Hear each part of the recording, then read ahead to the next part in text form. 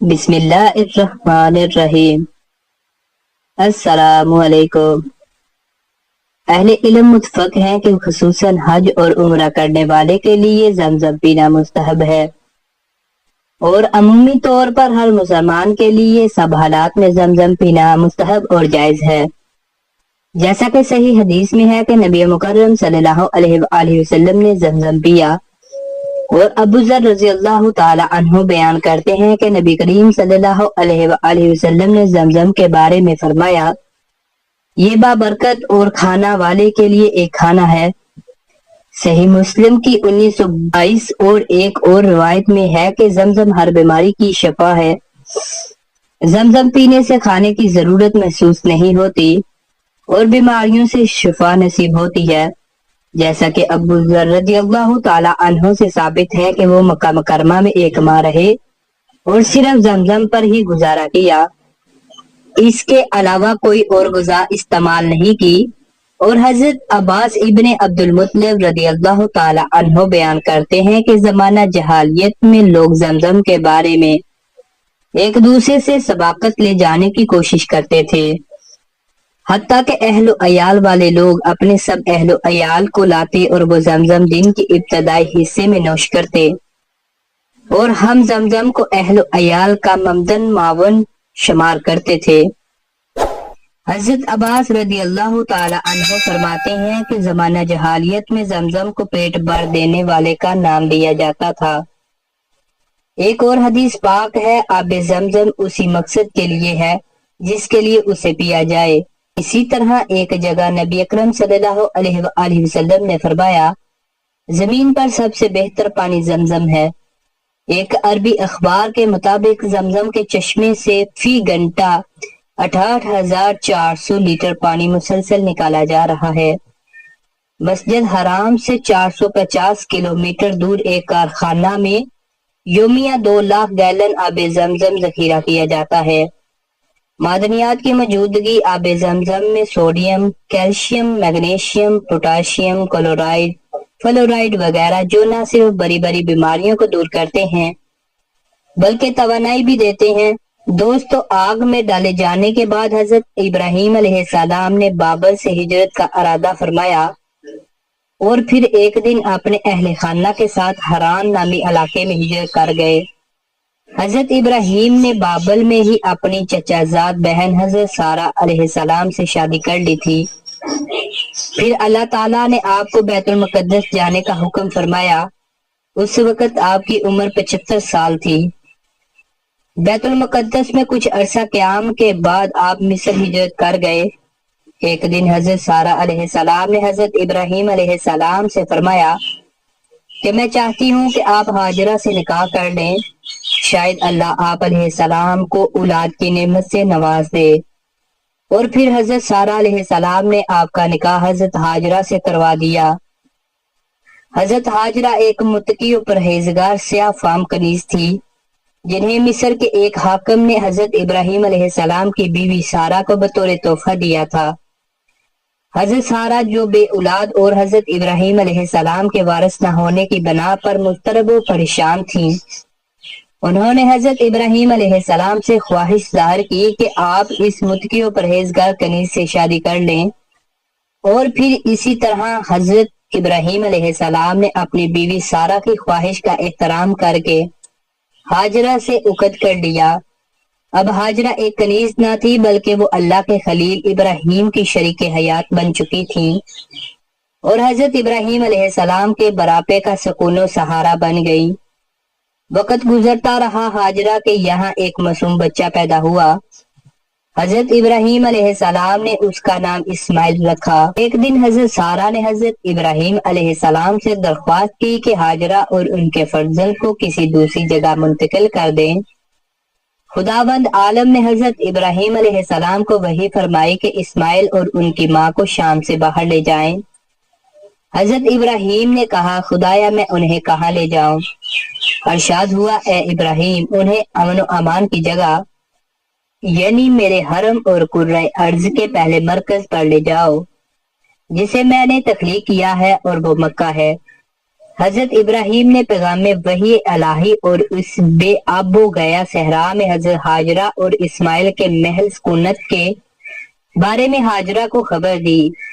ہاجرہ جو اس سے پہلے سرسبز و شاداب اور بہترین آب و ہوا سے سرشار سرزمین پر رہ چکی تھی، بغیر کسی چون چراں کے مشیت الہی کے سامنے سر تسلیم خم کر دیا اور خدا پر مکمل یقین و اعتماد رکھتے ہوئے شدید مصیبت و آلام کی وادی میں قدم رکھنے پر راضی ہو گئیں۔ جب حضرت ابراہیم نے ہاجرہ میں اعتماد کا مشاہدہ کیا تو اس کے خلوص و اعتماد کو دیکھ کر بہت خوش ہوئے۔ چنانچہ حضرت ابراہیم علیہ السلام اپنے اہل و عیال کے ساتھ سرزمین مکہ پر پہنچے تو وہاں ایک درخت موجود تھا۔ حضرت ہاجرہ نے اپنی ابا اس درخت پر ڈال دی اور اپنے بچے کو اس کے سائے میں لے کر بیٹھ گئی۔ جب حضرت ابراہیم علیہ السلام نے وہاں سے واپس جانے کا ارادہ کیا تو ہاجرہ نے کہا، اے ابراہیم، آپ ہم لوگوں کو ایسی جگہ چھوڑ کر جا رہے ہیں جہاں نہ پینے کے لیے پانی ہے اور نہ ہی کوئی مونس ہمدم، بلکہ یہ تو ایک بے آب و گیا صحرا ہے۔ حضرت ابراہیم علیہ السلام نے ایک تھیلی کھجور اور پانی کا ایک مشکیزہ دے کر واپس جانے لگے تو بی بی ہاجرہ علیہ السلام نے آپ کو پکڑ کر دریافت کیا کہ کیا یہ اللہ کا حکم ہے؟ آپ نے ہاں میں جواب دیا۔ تب حضرت ہاجرہ مطمئن ہو گئیں کہ اللہ تعالیٰ انہیں ضائع نہیں فرمائے گا۔ جب وہ حضرت ابراہیم علیہ السلام کی آنکھوں سے اوجھل ہو گئے تو انہوں نے اپنے رب سے ہاتھ اٹھا کر یہ دعا مانگی، اے پروردگار، میں نے اپنے ذریت میں سے بعض کو تیرے محترم مقام کے قریب بے آب و گیا وادی میں چھوڑ دیا ہے تاکہ نمازیں قائم کرے۔ اب تو لوگوں کے دلوں میں ان کی طرف موڑ دے اور انہیں پھلوں کا رزق عطا فرما تاکہ وہ تیرے شکر گزار بندے بن جائیں۔ اب اس گرم تپتی ہوئی زمین پر صرف دو انسان موجود ہیں، ایک عورت اور دوسرا چھوٹا سا بچہ۔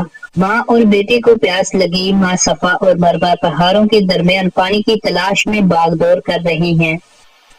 ارشاد رب العزت ہوتا ہے ترجمہ، بے شک صفا اور مروہ دونوں پہاڑیاں اللہ کی نشانیوں میں سے ہیں۔ حضرت ہاجرہ علیہ السلام نے کچھ روز پانی اور کھجوروں پر گزارا کیا، لیکن ان کے ختم ہونے پر آپ نے ڈال ہو گئی اور بچے کو دودھ بھی نہ پلا سکتی تھی۔ بےتاب بچے کو چھوڑ کر دور جا بیٹھی تاکہ بچے کی بری حالت آنکھوں سے اوجھل رہے۔ حضرت اسماعیل علیہ السلام بھوک اور پیاس کی شدت سے بے قرار ہو کر زمین پر لیٹے تڑپتے رہے۔ اس وقت حضرت ہاجرہ علیہ السلام کی مادری شفقت جوش میں آئی اور انہوں نے زندگی کے لیے جدوجہد کرنا شروع کی۔ وہاں سے اٹھی اور کوہ صفا پر چلی، لیکن کوئی متنفس نہ پایا۔ وہاں سے آئی، پھر وادی میں چلتی ہوئی کوہ مروہ تک پہنچی۔ اسی طرح شدید پریشانی کے عالم میں ہر دفعہ اپنے نونہال کو دیکھنے آتی۔ آخری پھیرے میں جب مروہ تک آئی تو ان کے کانوں میں ایک آواز آئی۔ کان لگا کر سنا تو یوں محسوس ہوا کہ کوئی پکار رہا ہے۔ حضرت ہاجرہ علیہ السلام نے کہا کہ اگر تم مدد کر سکتے ہو تو سامنے آؤ۔ دیکھا تو خدا کے فرشتے حضرت جبریل علیہ السلام ہیں۔ روایت ہے کہ انہوں نے اپنے پڑ یا ایڑیاں کو اس جگہ پر مارا جہاں آج زمزم ہے، لیکن کبھی روایت یہ ہے کہ حضرت اسماعیل علیہ السلام کے پاؤں کی ایڑی سے پانی کا چشمہ جاری ہوا اور یہ آپ کے بچپن کا معجزہ قرار دیا جاتا ہے۔ یہاں پانی ابلنے لگا۔ حضرت ہاجرہ کی مسرت قابل دید تھی۔ آپ نے خود بھی سیر ہو کر پانی پیا اور بیٹے کو بھی پلایا۔ پھر آپ نے پانی کے چاروں طرف بار بنانی شروع کر دی، مگر پانی ابلتا رہا۔ حضرت عبداللہ بن عباس رضی اللہ تعالی عنہ سے مروی ہے کہ نبی کریم صلی اللہ علیہ وآلہ وسلم نے فرمایا، اللہ پاک حضرت اسماعیل علیہ السلام کی والدہ پر رحمت فرمائے، اگر وہ پانی سے چلو نہ بھرتی، اسے بہنے دیتی تو وہ ایک بہتے ہوئے چشمے کی صورت اختیار کر لیتا۔ فرشتے نے حضرت ہاجرہ علیہ السلام کو تسلی دی کہ ان کا رب ان کو ضائع نہیں کرے گا، کیونکہ یہاں بیت اللہ ہے جس کی تعمیر یہ باپ حضرت ابراہیم علیہ السلام اور بیٹا حضرت اسماعیل علیہ السلام کریں گے۔ اسی عرصہ میں ایک قبیلہ بنی جرہم نے پانی کی موجودگی کی وجہ سے حضرت حاجرہ علیہ السلام کی اجازت سے وہاں ڈیرے ڈال لیے، لیکن حضرت حاجرہ علیہ السلام نے انہیں پانی کی ملکیت سے مستثنی رکھا۔ حضرت حاجرہ علیہ السلام بھی باہمی انس و رفاقت کے لیے یہ خواہش رکھتی تھی کہ کوئی یہاں آ کر بس جائے۔ انہی چند خاندانوں میں رہ کر حضرت اسماعیل علیہ السلام پلنے بڑھنے لگے۔ تو ملتے ہیں دوستو ایسی مزید ویڈیو کے ساتھ، اس وقت تک کے لیے اللہ حافظ۔ اللہ حافظ۔